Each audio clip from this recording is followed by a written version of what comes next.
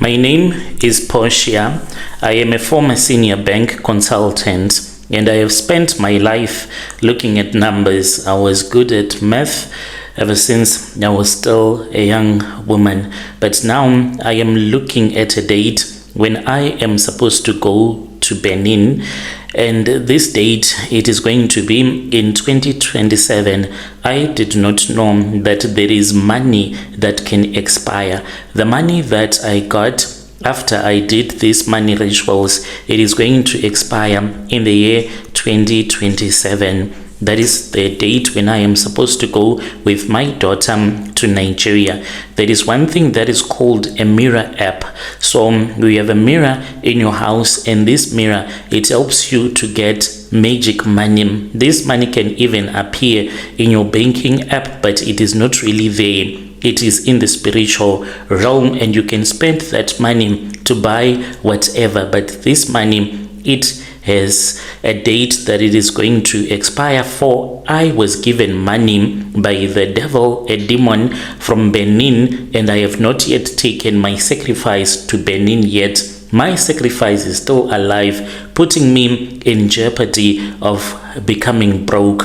I stay in Midrand. When I think about the sacrifice that I am supposed to make, now that I am about to become a grandmom, it really scares me. I am living in a nightmare.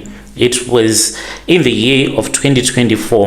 I have changed the years because I don't want people to know more about my personal life, just in case if some will suspect that they know me. So I'll say that in 2024, I was a senior consultant at a high volume branch in Joburg CBD. And this was a Capitec branch, and I was the one who handled large transactional flags. I was the gatekeeper of the system. If any large transaction happened, then it came to me. So something started happening that my training could not even explain. I was someone that already believed in Ukutwala. I had once attempted this Ukutwala business when I was still very young, when my husband was still alive, before we even had our daughter and my other children. We once went back home in KZN. We spoke with the traditional healer who told us that he was going to give us something that will be giving us money, that will be stealing money from other people, our neighbors, and those that had their shops in the location where we were staying. We got something that we returned with back to Joburg, but it did not even change our situation at all. So I was always curious about these Ukutwala things, and when this started happening, I could not even explain it. I did not understand. I started to notice that there was this other young man. He was an Amatuke. He came and he opened a bank account, and this bank account, like, it had the bank balance that is expected of that person who is a CEO. They walked into the branch, and when I was going through the system, I saw that these guys, they were just broke. The first time that they opened their bank accounts, one even had dusty sneakers, oversized hoodies, and I did not even expect these boys that had opened their bank accounts within a couple of months, it had 500k in it. So they opened a basic savings account, as I was tracing their history, with a minimum of 50 rand. So these were your regular guys that were just trying to survive. But then I started to notice that as the history went on, I saw that these guys, they were putting a lot of money. One day, it was on a Friday, my screen then went red. There was an account that suddenly had a balance of 500k. There was no EFT, really, no salary, nothing. It was as if an ATM had vomited the cash directly into their digital profile. You know what I was about to stand up so that I can go and speak with someone else. That was when I saw a man that appeared in front of me, and then he said, "We have chosen you. We also want you to have the same money so you can sit down. This is magic money."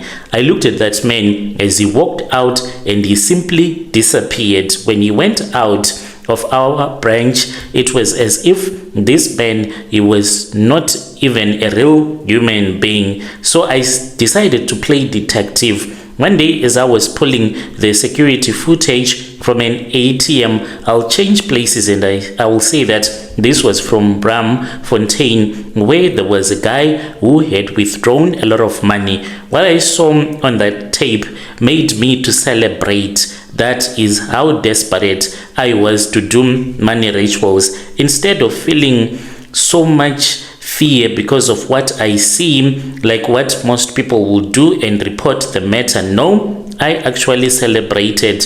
On the screen, I saw that the boy that was standing at the machine, he was doing his thing, but behind him, I saw something that is never supposed to exist. No physical eye is supposed to see, and you can't see it. I saw that behind him there was a tokoloshi, but this tokoloshi, it was not a full-bodied tokoloshi. It was like a shadow that was standing beside him, and this thing moved and it started to press on his shoulders, and then it pressed on the ATM. I don't know what it did on the ATM. And then that was when I saw the money that was coming out. And then that boy, he just left that place as if there was nothing that had ever happened. I just saw that there was a shadow that was following him. When I saw this, I should have reported it. I did not even report, like I wanted this to happen. I had been waiting for such a magical moment to happen in my life. I remembered the life that I had been living already. I had been drowning in debt because I had started a business using my credit card, and I was unable to pay it back in time. And I had my daughter as well, whom I wanted to get the best education. I was desperate, and desperation, it is the devil's favorite invitation. I eventually managed to get hold of these boys because I would regularly see a Nigerian man that would just come to me and say, "Oh, what you saw, mama, you're not supposed to tell anyone." Then I confronted him one day when I was getting to my vehicle after 5 p.m. when this guy, I saw him, and as he was speaking with me, and I told him that there was something that I had seen, money being moved from one account to another that I could not understand, and it was as if the money did not even exist. It did not even leave any paper trail. Then this man told me that he worked as a recruiter for those that have been chosen by the shrine in Benin in Nigeria. I could not understand. He told me that he was going to take me to the boy whom I had seen withdrawing the money, and I said, "Oh, so you know him?" And he said, "Oh yes, that is a boy that I recruited. He is enjoying money. He is doing some forex trading." When I went to see this guy, I said to him, I literally begged him, and I said, "How? Just tell me how 50 Rand account can become so much money within a very short period of time, because I've been looking at your account." That was when he looked at me, and then he said, "Oh, you know what? We serve the owner of the gold. The Reserve Bank is a lie. We do not work for the bank, we work for the king." If I had known that this king that he was talking about was the devil, I was never going to stand by and wait for the men to recruit me, to initiate me into their cult. Later on, I was taken to a business lounge. This was in Braamfontein. It was that very same evening.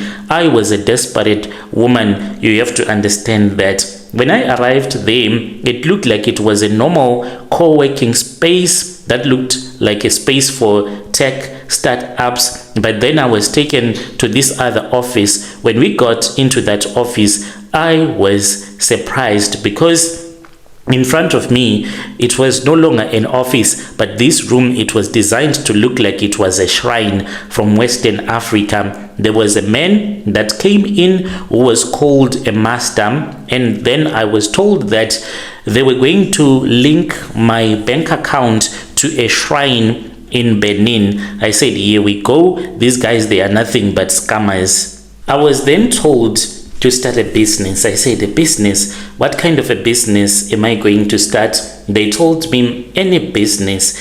Then I thought of the place where we were staying. I could use the shop that was there to make it to be a spaza shop. They told me that in order for this ritual to work, the person that I loved the most was the one that was supposed to be working in that business, no matter how small it was. I was told that the boy that I had seen on the CCTV, he had started by selling cool time by the taxi rank, and he had made so much money. I said, you are lying to me. I was given some black liquid that looked like blood that had been kept for a long time, and I had to swear by my daughter's name that I would never use the money for charity, only to use this money for my own vanity. And I was told to start a business, and I decided to start a spaza shop. So I used the little money that I got, skipped on my debit orders, and I said I will see those debt collectors another time. And then I went with my daughter to this other cash and carry. We stocked not a lot. Then we started to run that small spaza shop. My daughter was not even sure about this because I stopped her from going to school. She was like, Mom, what are you doing? And I said, just trust me. I was then told that whenever it was on the 4th day, I was supposed to bring a mad person back home, and this mad person, I was supposed to sleep with that mad person, either being a woman or if it was a man, in that same spaza shop when the whole location would have fallen asleep. I would do this. I would drive around, tell my daughter that I was going to come back home late, and then I would pick up a mad person. Strangely enough, whenever I would have bought food and then I would see a mad person, either it was a man or a woman, I would approach that person and tell them that I want them to become my partner for the night, and I will give them food and some cool drink. Those people, they would just jump into my car like a mad person in my car driving back home. But I will do this late at night, and then I would bath, pretend as if I am going to bed,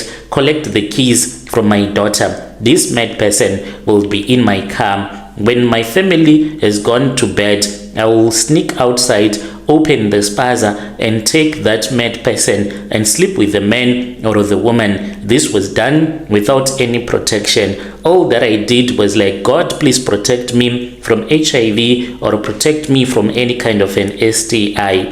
When I would do this, on the 5th day, when I would go into the spaza, I would see that there is money that will be on the floor. I was supposed to go into the spaza early in the morning, starting from 3 a.m. to 4 a.m. If I would wake up late, the money that would be on the floor of my spaza shop will simply disappear. I started making money.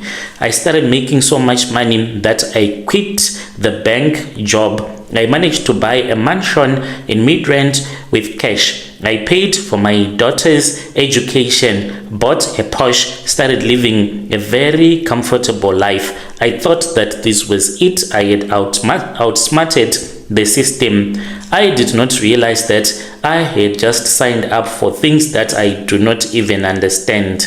So I was then told to buy a mirror. I bought a mirror not here in South Africa. This mirror, I bought it there in Benin. I gave a Nigerian money who sent this money to Nigeria, and he had a person that traveled to where our shrine is in Nigeria. He went and he collected that mirror, and this mirror was brought to South Africa through this other contact, a South African woman who had visited their family, and then she was given the mirror to bring it to me. So this magic mirror, it is the one that I tell whenever I want money.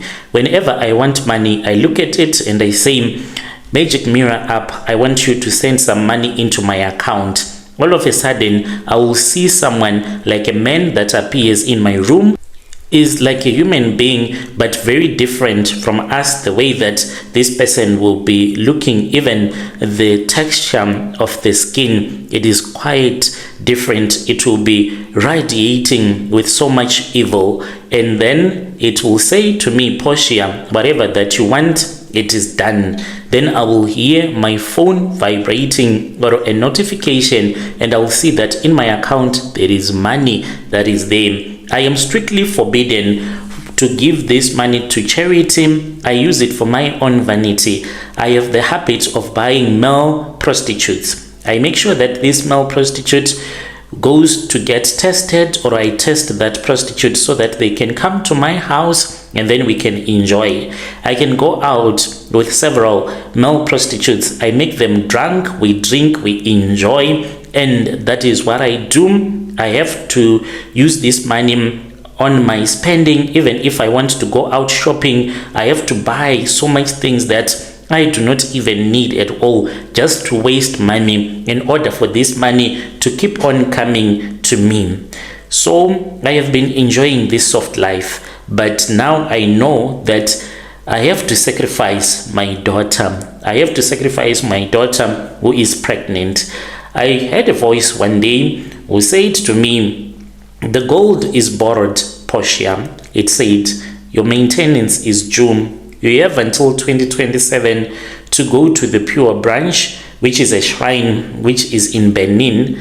I was confused. I went back to my Nigerian, and then I spoke with him about this voice that was speaking to me, and he told me the truth, and he said, yes, I have to go there in order to pay for, I used the wealth that belongs to the devil, and the devil is supposed to get something back. He said to me, you were working before, right? And I said, yes. And he said, have you ever worked for free? And I said, no. Capitec made sure that every salary date they paid me. And then you said, yes, the devil has been working for a long time, and it's time for you to pay back. The contract, to my surprise, is very clear. I am supposed to sacrifice my daughter, and I am scared to take my daughter to Benin and to have her killed. She's not going to die in Benin. I have to come back with him. When I come back with him, then she will die. I am going to raise my granddaughter knowing that I sacrificed her mom. I'm scared of losing my own life because I was told that if they do not get this blood by next year 2027, when the date for the expiry hits and I don't deliver him, then death is going to come to me. It will peel my life away layer by layer, starting with my mind, until I become a beggar, eating out of dustbins in the same CBD where I used to be a senior consultant, so that those that I used to work with, they can know that it is me who is suffering to such an extent. We are now in February. I am living in a house that is so empty. My daughter is pregnant. She glows with happiness with him, boyfriend, and she always discusses a future that she has planned with her boyfriend, but she does not know that I will take her to Benin. I do not have a long time. I am trapped in a mental prison. I fully understand why God had denied me the right to do ukutwala when we went to Durban, when we were given some fake muti, because God knew that ukutwala is not for me. I am planning to execute my daughter. This is my confession. Your dear listeners, right there was a message that was sent to me by our dear sister who is saying that she will tell her daughter that she is planning a mother-daughter birthday trip where they will stop by Benin on their way going to Egypt for their vacation. But it will be the last time that she will ever take her to the shrine alive, and when they return back, she is going to die. Strange things indeed they do happen in this world. Let us talk about this in the comment section. Thank you for watching, and thank you to those that always comment in the comment section. Sometimes I take time to respond because I'll be busy preparing the second episode. I appreciate you so much.